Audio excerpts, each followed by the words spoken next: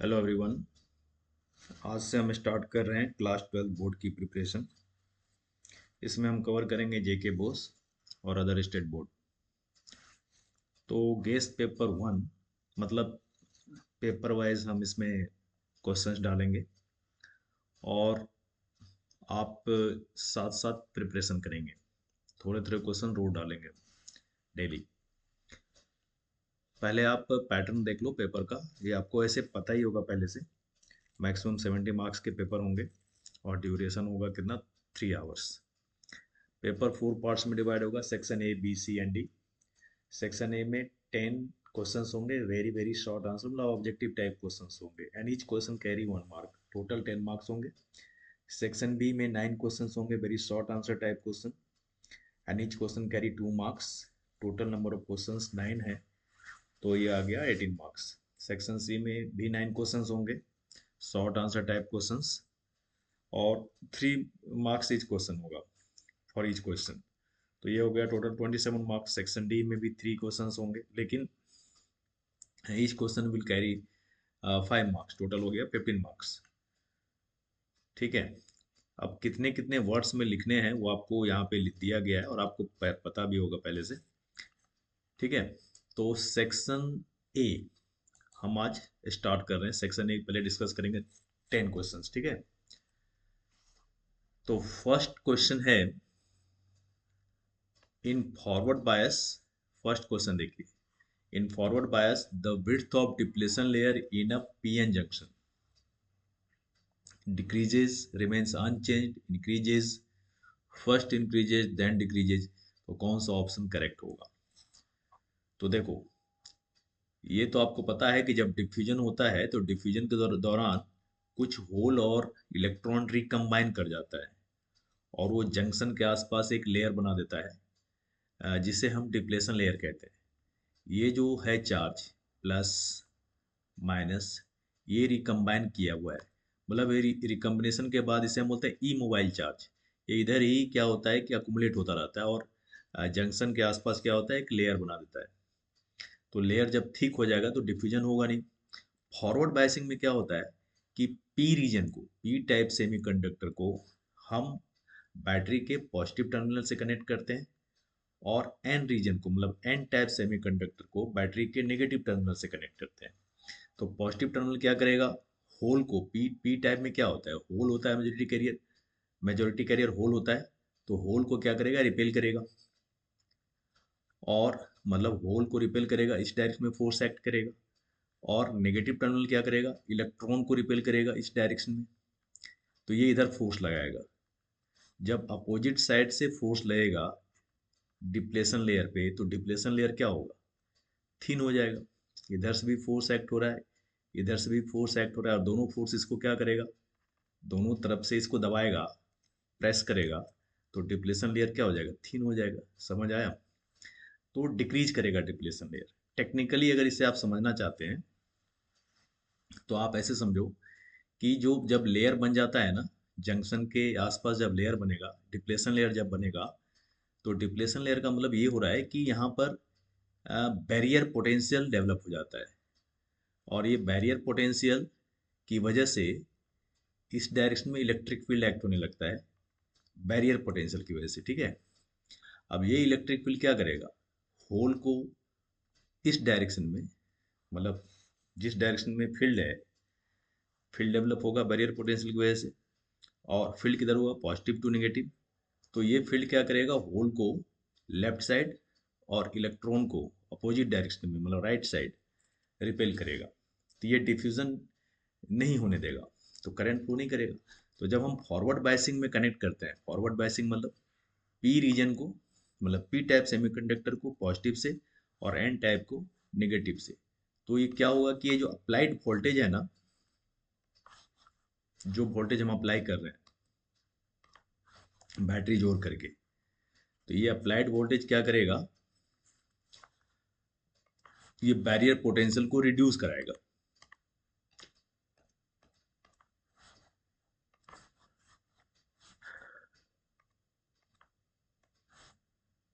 तो barrier potential को क्या कराएगा, ये अप्लाइड वोल्टेज है, और अप्लाइड वोल्टेज वाला फील्ड किधर जाएगा, ये एक्ट होगा, देखो इस डायरेक्शन में, positive to negative.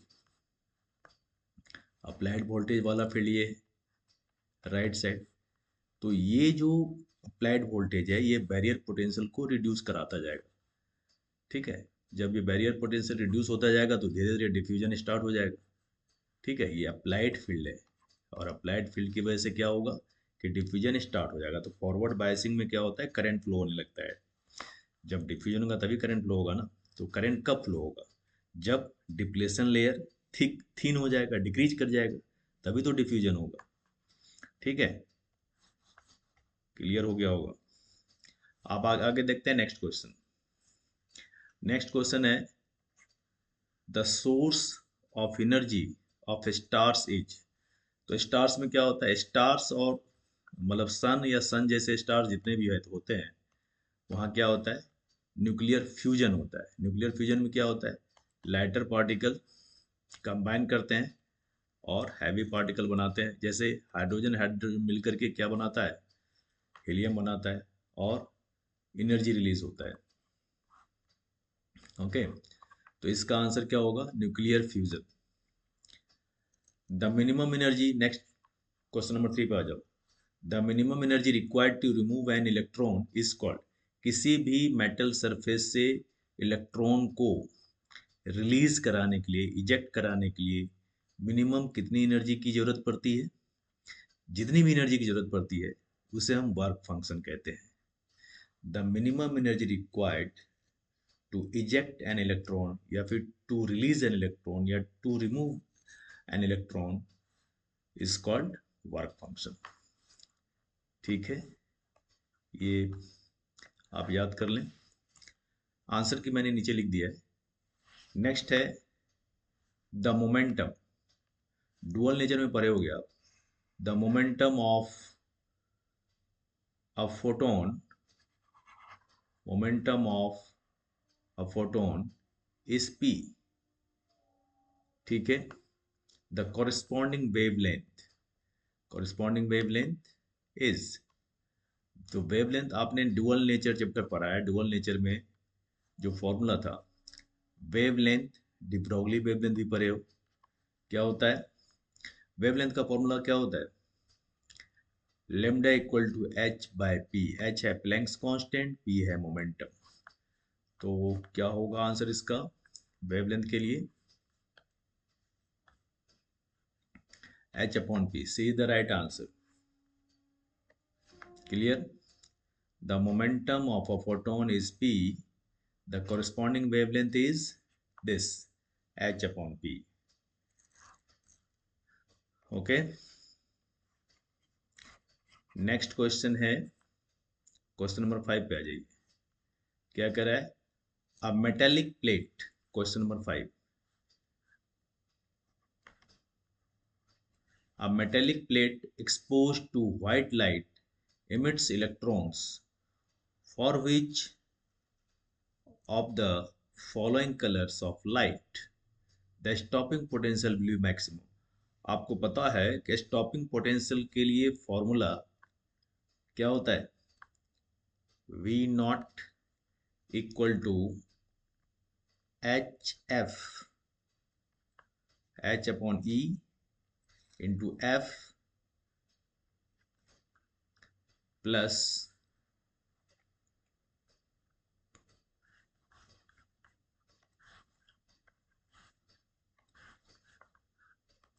Just minute, just wait, minus W not upon E.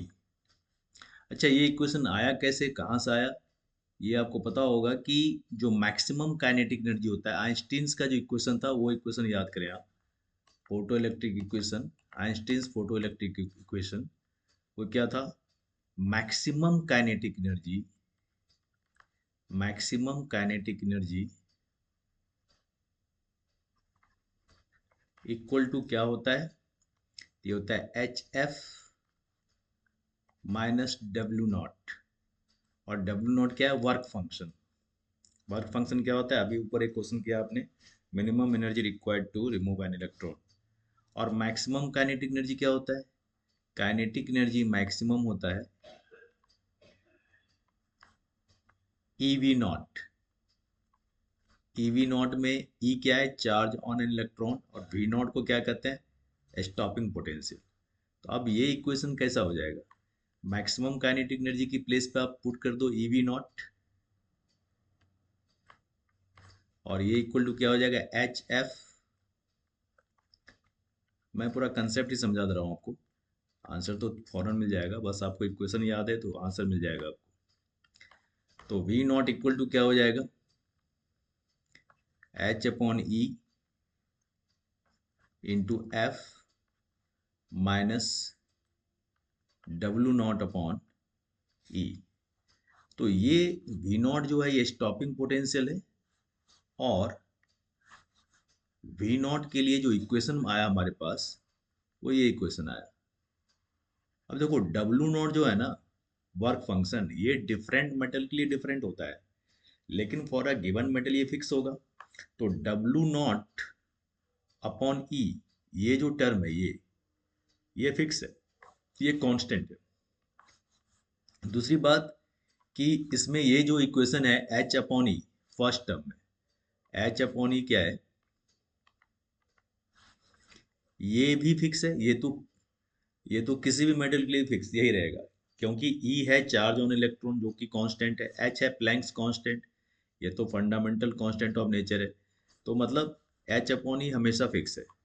तो बताओ कि स्टॉपिंग पोटेंशियल किस बात पे डिपेंड करेगा। तो स्टॉपिंग पोटेंशियल तो डिपेंड करेगा फिर फ्रीक्वेंसी पे, फ्रीक्वेंसी पे डिपेंड करेगा। तो जिस कलर की फ्रीक्वेंसी मैक्सिमम होगा उसका स्टॉपिंग पोटेंशियल मैक्सिमम होगा।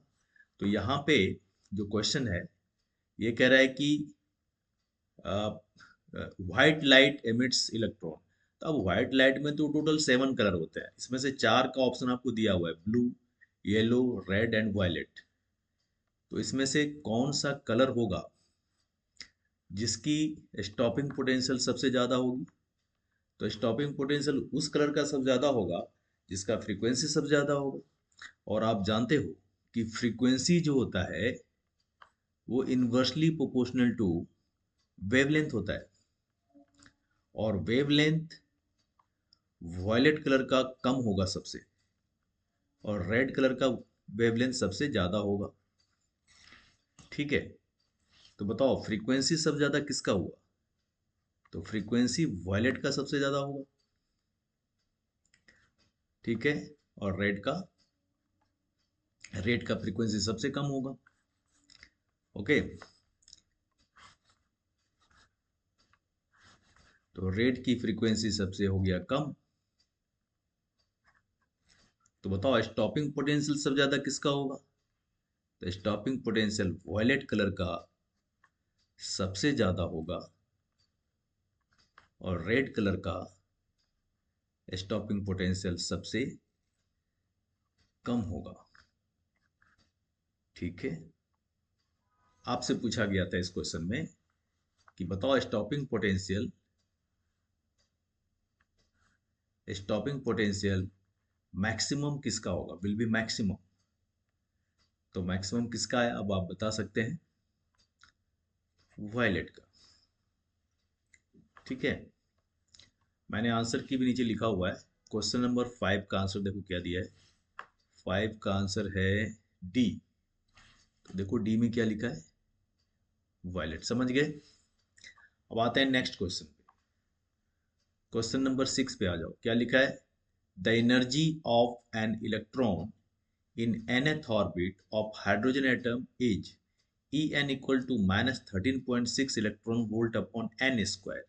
The negative sign of energy indicates that, negative sign का एक ही मतलब होता है, नेगेटिव साइन का मतलब होता है कि जो इलेक्ट्रॉन है वो न्यूक्लियस के साथ बॉन्डेड होगा। ठीक है, नेगेटिव साइन मतलब इलेक्ट्रॉन बॉन्डेड होगा किसके साथ, न्यूक्लियस के साथ। तो इसमें आंसर होगा electron is free to move, गलत है। Electron is bound to the nucleus, B option is the right answer. ठीक है, kinetic energy of electron is equal to potential energy, कोई मतलब नहीं है। एटम इज रेडिएटिंग एनर्जी, कोई मतलब नहीं है। तो B is the right answer, electron is bound to the nucleus होगा। Question number 6। 6 का आंसर बी करेक्ट है, समझ गए। नेक्स्ट, अब हम आगे चलें, क्वेश्चन नंबर 7 पे आ जाइए। क्वेश्चन नंबर 7 क्या है? When alpha particles are sent through a thin gold foil, most of them go straight through the foil because, ये रदरफोर्ड एक्सपेरिमेंट है। रदरफोर्ड एक्सपेरिमेंट में एक ऑब्जर्वेशन ये भी था कि मैक्सिमम अल्फा पार्टिकल्स क्या होता है कि विदाउट एनी डेविएशन स्ट्रेट निकल जाता है। तो इसका मतलब यही है कि एटम के अंदर जो है मोस्ट ऑफ द पार्ट जो होगा वो खाली होगा, एम्प्टी होगा। यही इसका सही कंक्लूजन था। तो आप इसका आंसर क्या देंगे? C, most of the part of an atom is empty space. ठीक है, तो C is the right answer. Answer check कर लीजिए 7 का सी, यस राइट, समझ गए। नेक्स्ट है क्वेश्चन नंबर 8 पे आ जाइए। Which of the following is not the property of an equipotential surface? अब इक्विपोटेंशियल सरफेस की प्रॉपर्टी आपको पता हो। इक्विपोटेंशियल सरफेस किसे कहते हैं? एक ऐसा सरफेस जिसके हर पॉइंट पे, सभी पॉइंट पे पोटेंशियल सेम होता है। मतलब the surface on which potential will be equal at all points. ठीक है, तो अब फर्स्ट लिखा है they do not cross each other. ये प्रॉपर्टी होता है, ये सही है। ठीक है, हमें वो बताना है जो नहीं होगा, तो ये आंसर नहीं होगा। ठीक है, क्योंकि ये तो प्रॉपर्टी ही है। दो इक्विपोटेंशियल सरफेस एक दूसरे को इंटरसेक्ट नहीं करता, क्रॉस नहीं करता। अगर करेगा तो एक ही पॉइंट पे दो पोटेंशियल होगा, जो कि पॉसिबल नहीं थी। ये तो प्रॉपर्टी करेक्ट है ही। हमें इनकरेक्ट बताना है। बी में क्या है? ऑप्शन बी पर ये, the work done in carrying a charge from one point two another on an equipotential surface is zero. ये भी बिल्कुल करेक्ट है। इक्विपोटेंशियल सरफेस पे पोटेंशियल दो पॉइंट पे सेम होता है, और वर्क डन का फॉर्मूला क्या होता है? Q into V one minus V two. तो अगर पोटेंशियल सेम है तो पोटेंशियल डिफरेंस क्या होगा? किसी भी दो पॉइंट पे, दो पॉइंट के बीच जीरो होगा, तो वर्क डन क्या होगा? जीरो होगा। तो यहाँ पे लिखा है वर्क डन जीरो होता है, तो मतलब ये भी प्रॉपर्टी है, ये भी करेक्ट है। तो ये भी आंसर गलत होगा। तो आते हैं थर्ड में, for uniform electric field they are concentric spheres. ये बिल्कुल गलत है। ठीक है, यूनिफॉर्म इलेक्ट्रिक फील्ड के लिए कॉन्सेंट्रिक स्फीयर्स नहीं होता। कॉन्सेंट्रिक स्फीयर्स होता है नॉन यूनिफॉर्म इलेक्ट्रिक फील्ड के लिए। जब हम किसी पॉजिटिव पॉइंट चार्ज की बात करेंगे ना, तो पॉजिटिव पॉइंट चार्ज के लिए जो इलेक्ट्रिक फील्ड होता है वो होता है नॉन यूनिफॉर्म, रेडियली आउटवर्ड। ये है नॉन यूनिफॉर्म इलेक्ट्रिक फील्ड, समझिएगा जरा ऐसे। और नॉन यूनिफॉर्म फील्ड के लिए अगर हम इक्विपोटेंशियल सरफेस ड्रॉ करेंगे तो वो कॉन्सेंट्रिक स्फीयर्स होगा। ठीक है, कॉन्सेंट्रिक स्फीयर्स होगा, ऐसा होगा। तो कॉन्सेंट्रिक स्फीयर जो है नॉन यूनिफॉर्म इलेक्ट्रिक फील्ड के लिए होता है, न कि यूनिफॉर्म इलेक्ट्रिक फील्ड के लिए होता है। ओके, नॉन यूनिफॉर्म के लिए होता है। तो यहाँ पर इन्होंने लिखा है यूनिफॉर्म के लिए, तो जो ऑप्शन सी है वो रॉन्ग प्रॉपर्टी है। ये प्रॉपर्टी नहीं होता, गलत है, और यही हमें बताना था जो गलत था, इनकरेक्ट जो प्रॉपर्टी था। ठीक है, समझ गए।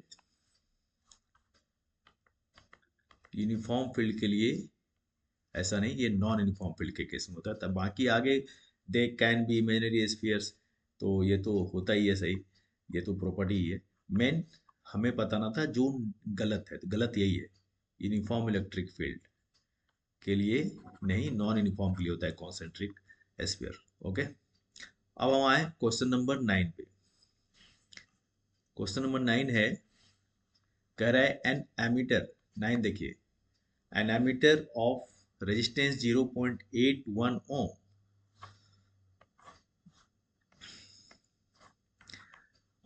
reads up to 1 ampere. The value of the required shunt to increase the range to 10 ampere.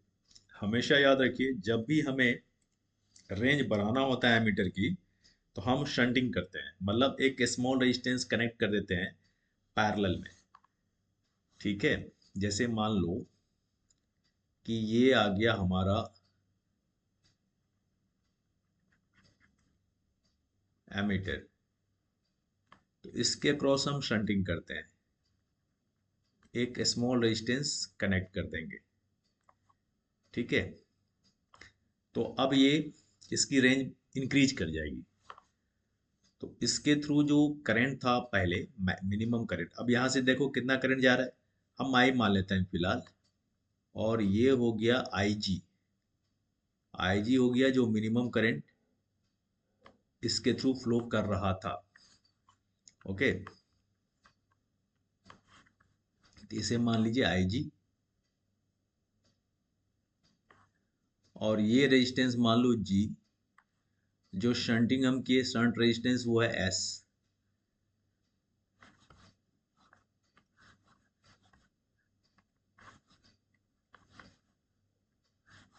ठीक है, और इस डायरेक्शन में जो करंट जाएगा वो होगा आई माइनस आई जी। ये किरचॉफ फर्स्ट लॉ को फॉलो करते हुए,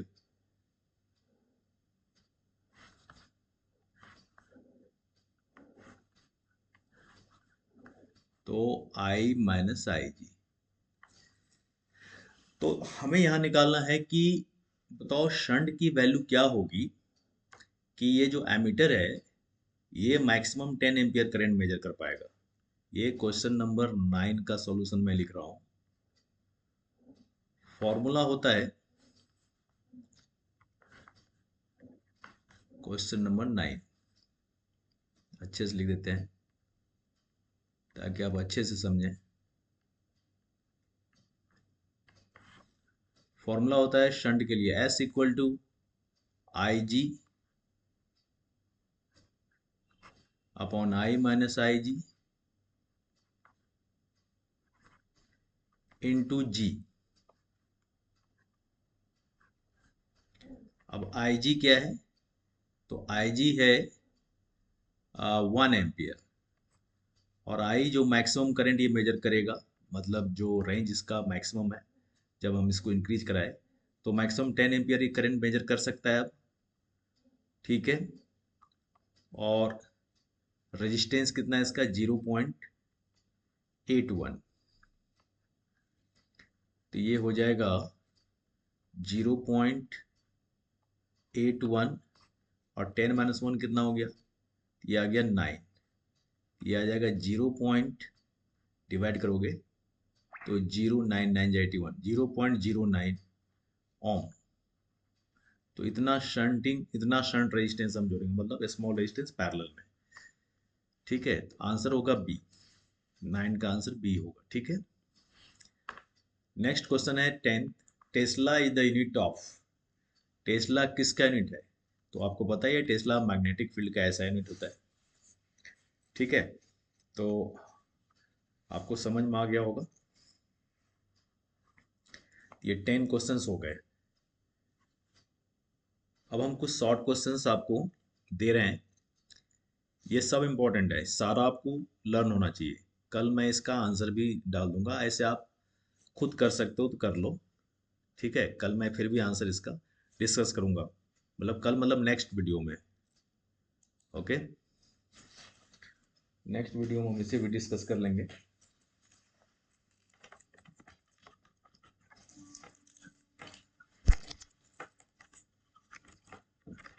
आप नोट करते जाइए क्वेश्चन, या स्क्रीनशॉट ले लीजिए।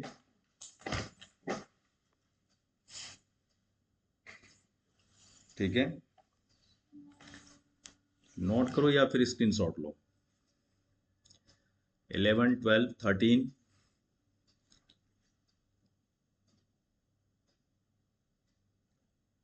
14, नेक्स्ट वीडियो में इसके भी आंसर आपको मिल जाएंगे। 15,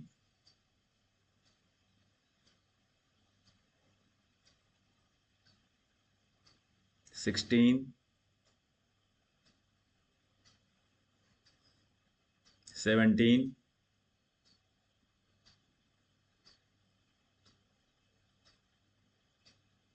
18,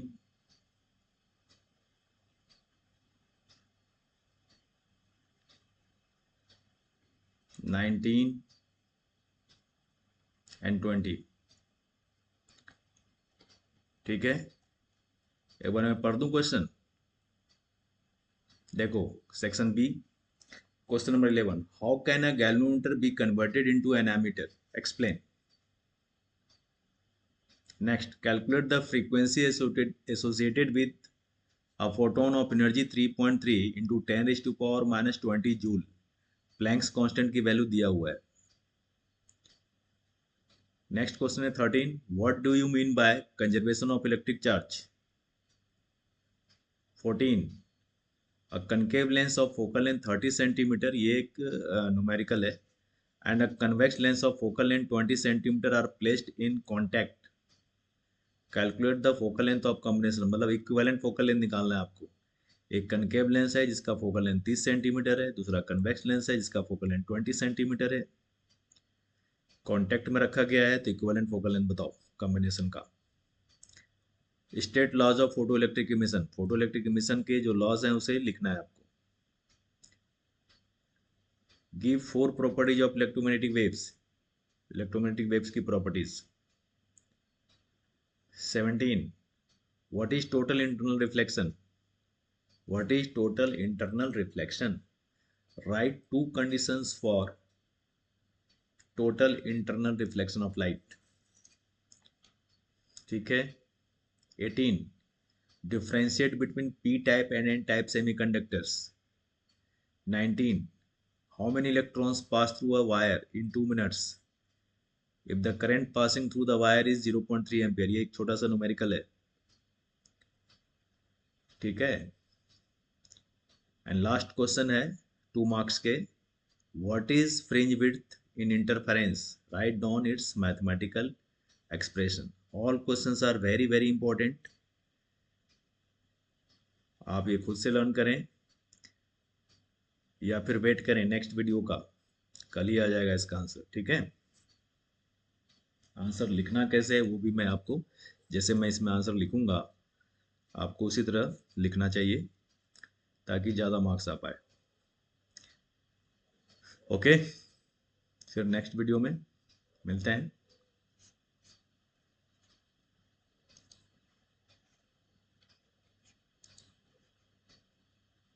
थैंक यू।